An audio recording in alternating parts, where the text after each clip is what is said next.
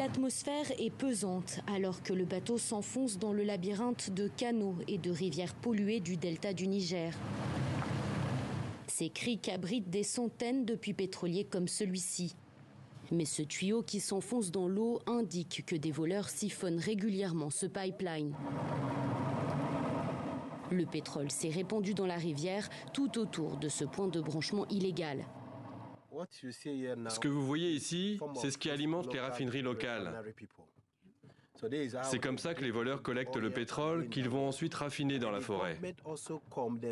Mais souvent, quand les militaires interceptent leurs bateaux, ils mettent le feu à leur cargaison. Et ça détruit tout l'environnement. La plus vaste mangrove d'Afrique se meurt étouffée par les fuites toxiques le long des pipelines. Un peu plus loin, la forêt a été entièrement détruite après une intervention de l'armée qui a bombardé le site d'une raffinerie illégale.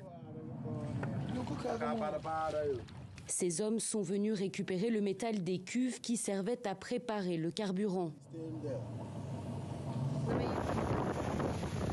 Début avril, la marine nigériane a lancé une importante opération pour arrêter les voleurs dans le delta du Niger. Mais la destruction des raffineries artisanales et des stocks de carburant local accule un peu plus les communautés qui dépendent largement de ce trafic.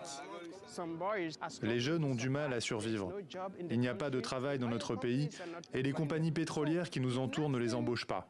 Donc forcément, à un moment, ils réalisent qu'ils ne vont pas juste rester là, les bras croisés en attendant de mourir parce que nous mourrons de faim. Alors pourquoi ne pas profiter de cet or noir qui nous entoure et dont nous ne faisons rien ? La population du delta du Niger vit les pieds dans le pétrole mais peine à trouver du carburant pour alimenter ses générateurs. Même la nourriture coûte plus cher qu'ailleurs à cause du coût du transport depuis la ville. Il n'y a pas d'eau potable ici et pas d'accès à la santé non plus. Alors malgré les risques, certains choisissent de partir en forêt, travailler dans les raffineries illégales. Le Nigeria perd de 10 à 15% de sa production pétrolière en moyenne. Et c'est en train de devenir une véritable crise, puisque le pays n'arrive même pas à atteindre son quota journalier fixé par l'Organisation des pays exportateurs de pétrole, en plus de ne pas bénéficier de l'envolée des prix du baril sur le marché international.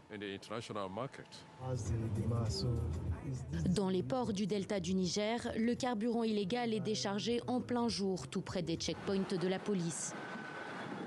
Le diesel local, moins cher que le produit importé, circule dans tout le Nigeria.